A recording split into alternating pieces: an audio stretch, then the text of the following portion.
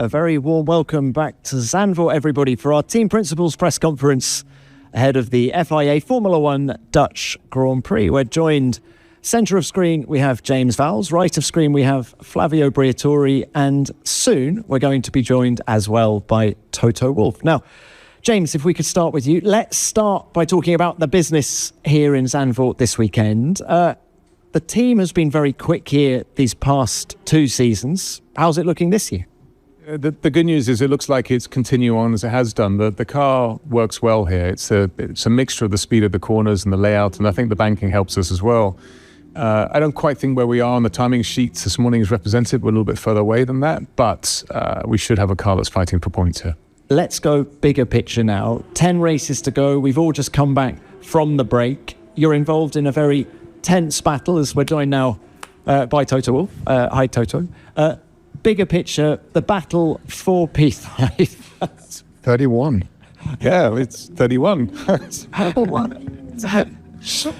Didn't we agree all questions are for Toto now from here onward? Look, that battle for P5, it's very intense.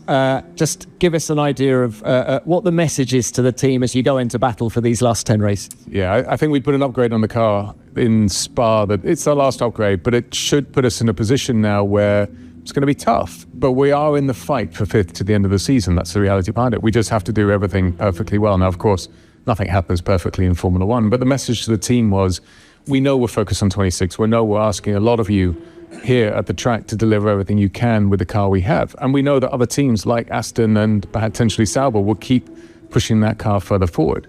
But you can see race on race what happens. If you get the car in the right position at the right time, especially in mixed conditions, you can walk away with a bag full of points, which can protect you to the end of the year. So, I mean, the main message now is we have 3 races, which is here, Monza and Baku, where I know our car will perform. So we need to maximize that. Then beyond there, let's take every opportunity that comes our way.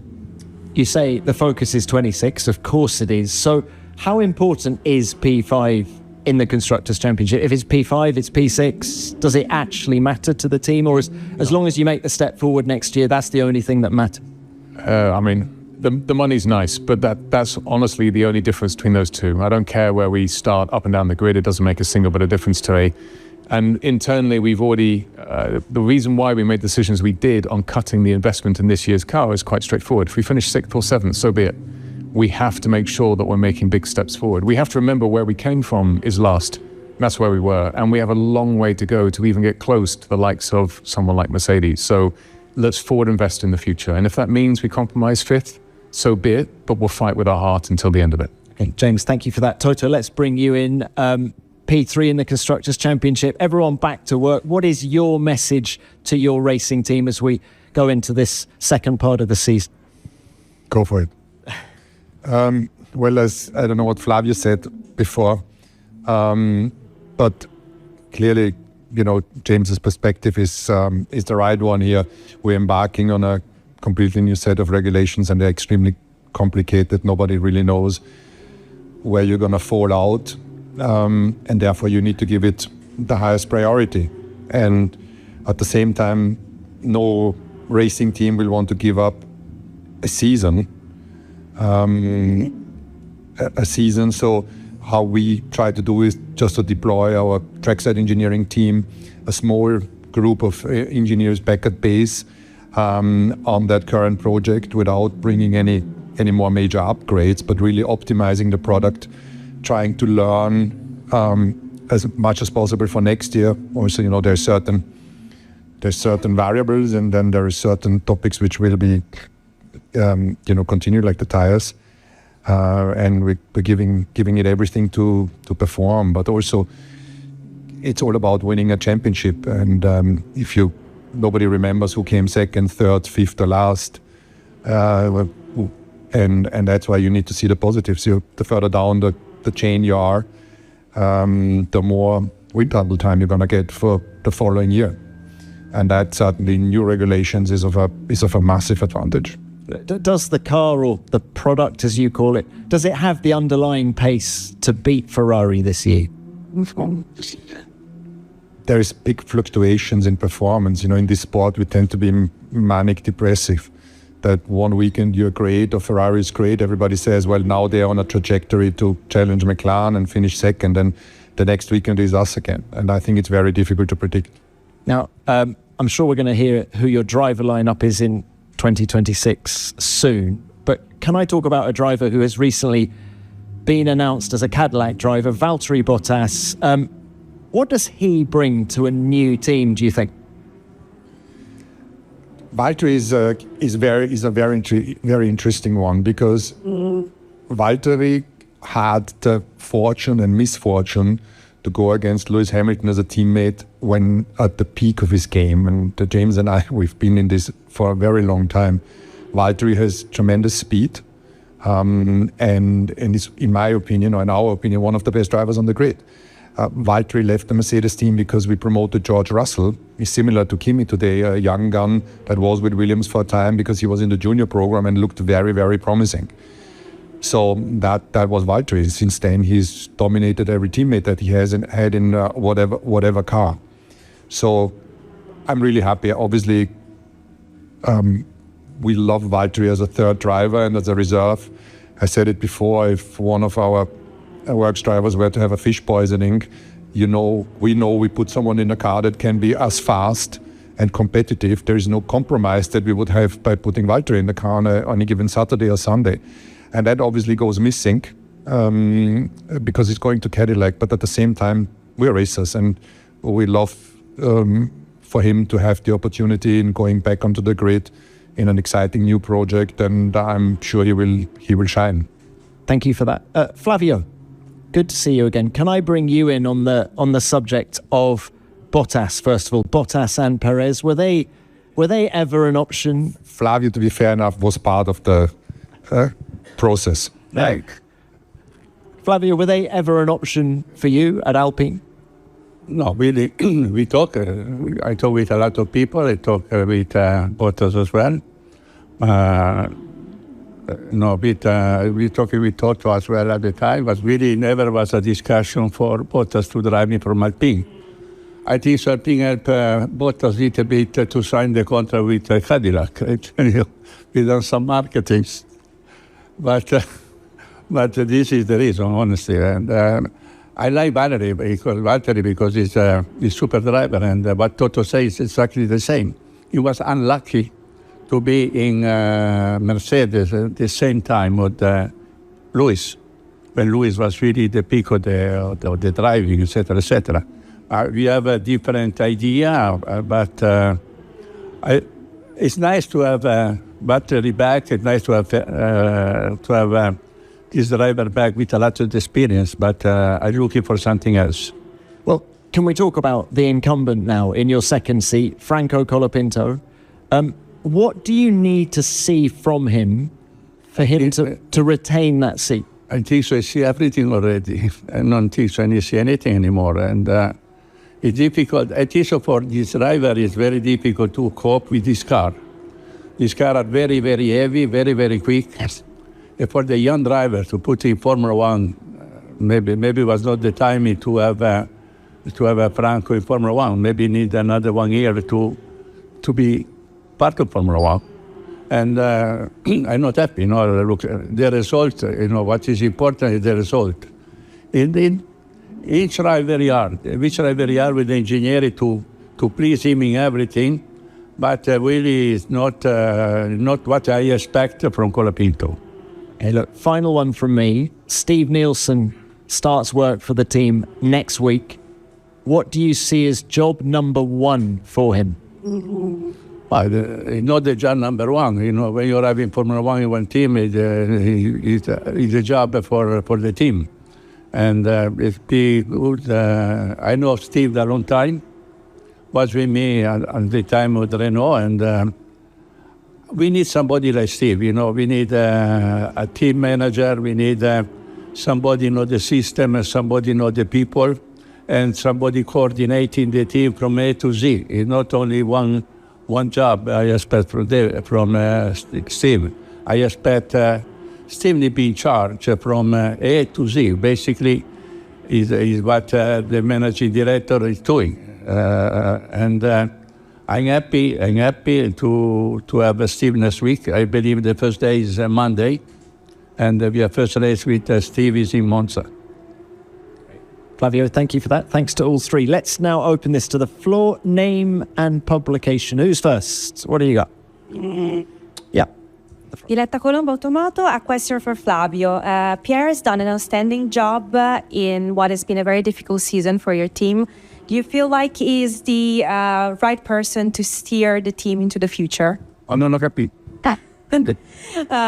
Pierre has done an outstanding job this season, what has been a very difficult season for your team. Do you feel like he's the right man to steer the team into the future? Absolutely. Absolutely, yes.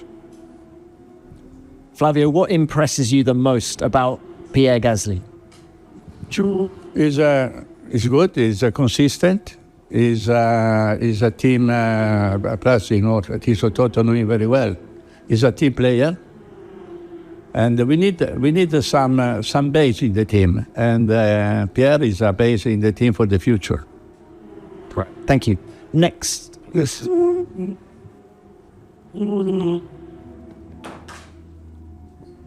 Christian Mehnert, motorsportmagazin.com. Another question for you, Flavio. Flavio? Key guy. The idea. Okay, Christian, on you go. Yeah. Flavio, another one for you.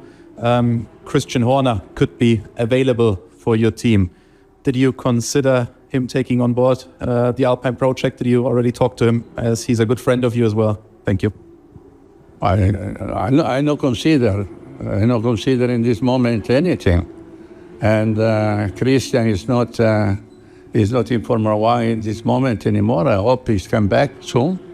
But for the moment, he's not in the picture of Alpine. Okay, next. Leonid Kluiv, Grande Premium. Question to all three. Imagine you're Graham Lowden, team principal of Cadillac, and you have 4 candidates for next year. Checo, Valtteri, Felipe Drugovich, and Mick Schumacher. Who would you choose and why? Thank you. It's for me? All three of you. You can start, Flavio, if you'd like. I live in Toto. In the Toto, take out the bag, exactly. Well, they have all pros and cons. I think what Cadillac went for is something that you can understand. They went for experience. I don't know how many wins and podiums there are between Valtteri and Checo. And I think for that stage of the project, it is understandable then that they did that. James? Yeah. Or Flav? Well, with all these things, we only have part of the information, so you need to understand what else comes as part of those packages. But I agree with Toto. Their first year is going to be tricky and difficult, and I think experience may guide the way in where they're going. The same of Toto. Nothing else. Okay, thank you. Next, where are we going? Yeah. Ivo Pakvis, Panorama. Question to Toto. Toto, loyalty has been a very important factor in your team under your leadership in a world that demands a constant flexibility and adaptability. How do you maintain that flexibility in the context of that loyalty? Flexibility and loyalty. I think what's most important in our job is to be transparent. I think Flavio has always shown it. He says what he means. And with drivers, and the same is with us. Once you decide to embark on the road, this is what you do. You are being open about it. And for us as a team, integrity and loyalty are key factors. But that doesn't mean you're not flexible. Sometimes you need to readjust, recalibrate. There's a change of circumstances. But most important is within the team to have an open conversation about these things. Thank you. Next. Jonathan from the race to Flavio. Renault's got a new CEO just come in recently. How have your conversations with him gone? What kind of targets and have you laid down together? And do you still see this team on the roadmap to fight for podiums next year and potentially the championship in 27? I don't hear you. New CEO for Renault. You have a new CEO for Renault. The new CEO from Renault was in Renault in the last 30 years. It's no new. Was number 2 at Luca De Meo. Nothing changed. He's very enthusiastic about the program of Formula One. Renault want to stay in Formula One. I believe Francois is being Monza for the first race, but I know him very well. And no, really the program is the same. The chairman, Senar, is very supportive Formula One. We need doing a better result. This is what we need to do for next year. But this year it is very complicated for us. We put a lot of effort for the 2026 car. Like Toto say, it's not easy to interpretation of the rule, etc. And maybe we put the mistake to not have any step from the beginning of the season to now, and we pay for that. But as well, in this moment, in 310 is a 10-15 car. We know we have a big handicap about power, about engine, and we hope to forget this year and to be happy in 2026. This is what we hope in this moment. I hope as well the new chairman of the Renault be very supporting, and for the moment, really, in Renault Group is no big drama, no big change. Everybody's happy. Is the objective for 26 podiums still? Yes, because it's not when you change the job. I change the job. Maybe you give me a job. I had the job with Toto. All right. Next one, please. Luke Smith from The Athletic. Toto, a question for you on Valtteri. Dan Towers said that you guys had spoken a lot through negotiations and you were still going to chat further about what Valtteri's availability would be through the remainder of this year. What are your thoughts on that? I know Valtteri will be on site as reserve for the rest of the season, but how much freedom will he have to make a head start with Cadillac ahead of next year? Yeah, as I said before, maybe sometimes I'm being a bit naive, but I want to do the best from a racer's standpoint, the best for Valtteri, whilst not compromising the Mercedes status quo. So I think it's pretty easy. Valtteri continues to be our reserve and third driver until the end of the season, and he's giving it all. I have zero doubt that he's going to do it with the utmost integrity. At the same time, I have no problem that he's starting his job in Cadillac. It makes it obviously easier that the regulations are totally different for next year. But I'm happy that it was no problem for us to release Valtteri for the announcement and the events that that Cadillac did in order to present the drivers, and it will continue so during the year. And I think Graham and Dan and the support from GM, this is a very, very strong and ambitious project, good for Formula One, and that's why we want to do the utmost for them to be able to showcase what they will be doing. And therefore, if we need to give Valtteri as a driver for these 4 events or for these purposes, no problem. Toto, would that include a test program for Cadillac in the second half of the year, if that materializes? Well, I haven't heard from any test program so far because they haven't got a car. As it stands, we will always be supportive of Valtteri because those cars are so different next year. Thank you for that. Right. Next one, where are we going? Yep, Stuart. Stuart Codling, Autosport. A question for Toto.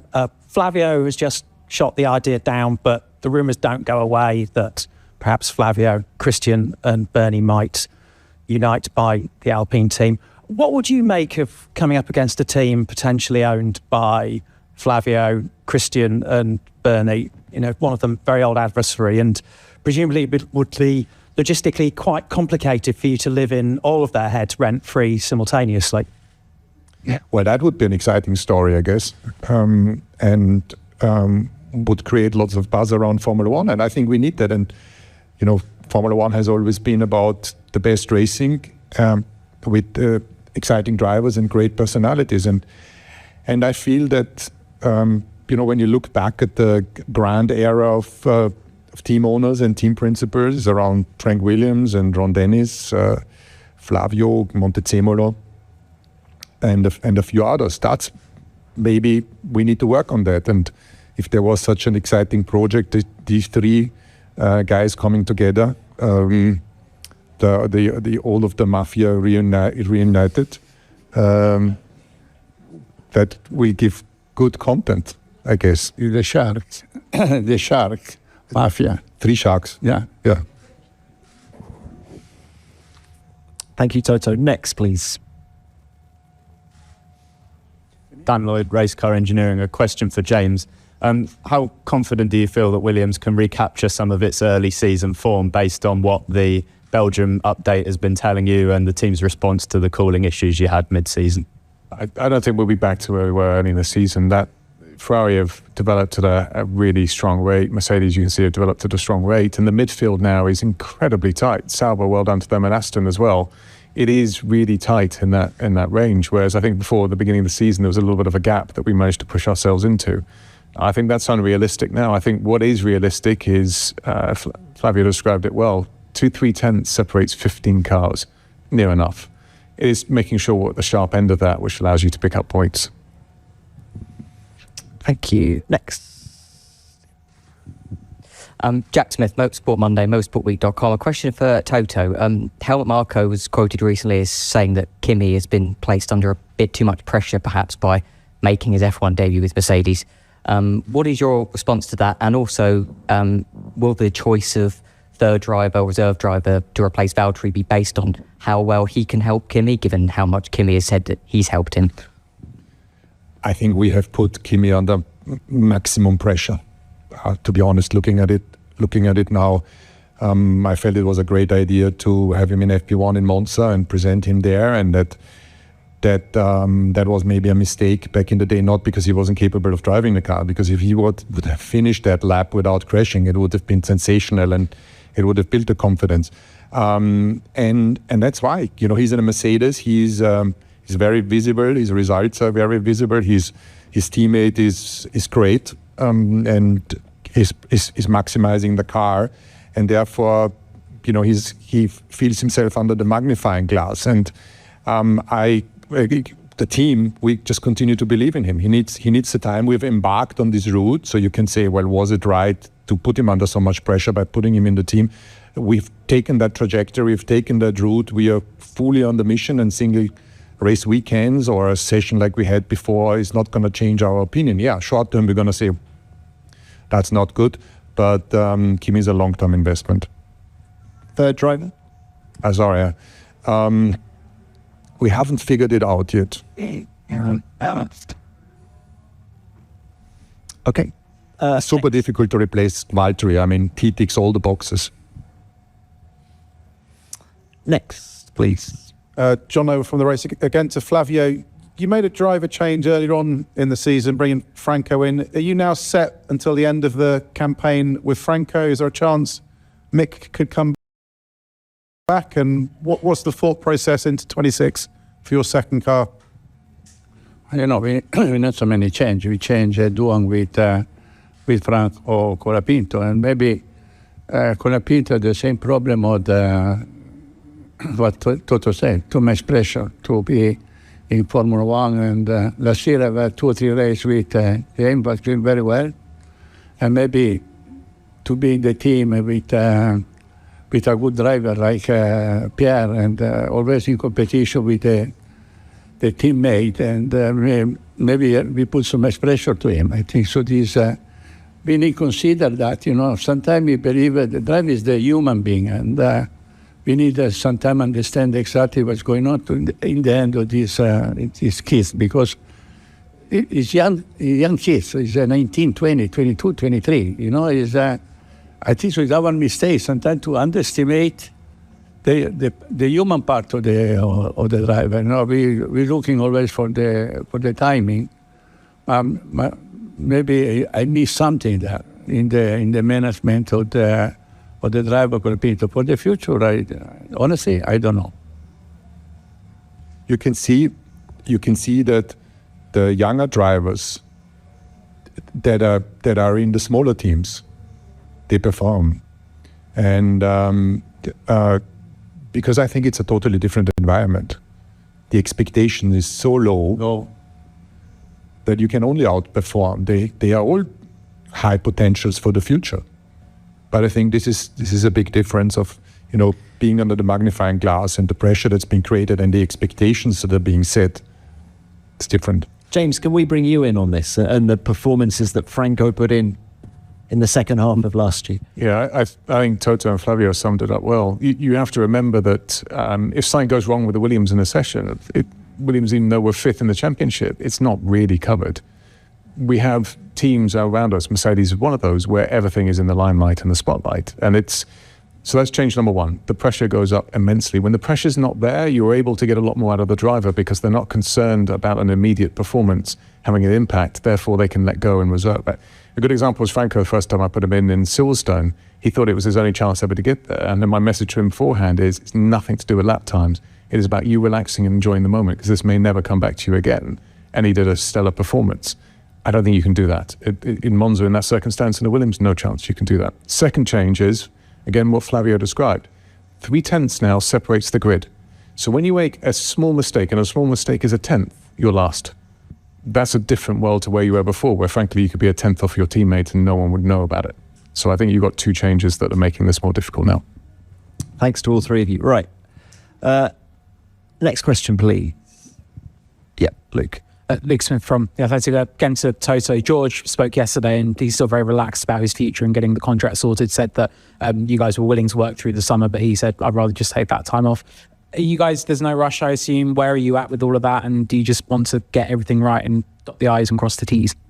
Yeah, exactly like you say. George is a Mercedes driver since his junior years and Mercedes management, and we clearly know what we expect from each other, what we want. It's a formality, but at the same time, it's important to discuss even the slightest details. How can we extract the most performance out of George? What is it we need to optimize on marketing days, for example? That is, and it's not the amount of marketing days, but it's simply talking about a structure that helps him to perform at its best. And these are the things we haven't discussed them over the summer because we felt we need to just get out of each other's face for a while, and we're going to pick these discussions up, or we have already picked up the discussions. Okay, thank you for that. Any more from the floor? Yes, please. Jonathan Rees, to Toto, there were some comments you made recently that gathered a bit of traction. Are you saying next year's cars could top 400 kilometers an hour? Is that literally what your simulator's saying, or was it more just a figure of speech and a nice round number? Sounds good, no? Everybody's talking those engines down, so I had to figure out, is there anything positive? And that is. If you were to deploy, obviously semi-sarcastically, but if you were to deploy all the energy on a single straight, you could make those cars go 400 kilometers an hour. And I don't know if somebody got afraid by it, but we could. But there wouldn't be much electric energy left for the other few corners on a track, on a circuit. Okay, we're out of time. Guys, thank you very much for that. Best of luck for the rest of the weekend. Thank you.